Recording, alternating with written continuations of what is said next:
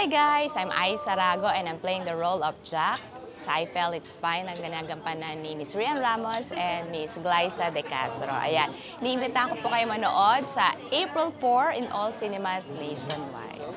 Hello naman ho sa inyong lahat. Ako nga pala si Queen Ay Mercado, nagaganap bilang Liz dito sa I Felt It's Fine. Ano to, maganda to, kikiligin kayo, mapapaiyak, lahat ng emosyon mararamdaman nyo dito. At syempre, madami kayong ma-realize. Malay nyo, di ba, yung sarili nyo, makita nyo pag pinanood nyo itong I Felt It's Fine. Kaya naman, God bless you all and see you soon, ha, in all cinemas nationwide. Hi everyone, I'm Sigrid Andrea P. Bernardo and I am the writer and director of I Felt It's Fine. Showing na po sa April 4, 2026, kaya nood na po kayo, wag po nating kalimutan sa April 4 na panoorin si Rian Ramos and Glyza De Castro, ang balik tambalan po ng Rastro. Salamat po. Hey guys, it's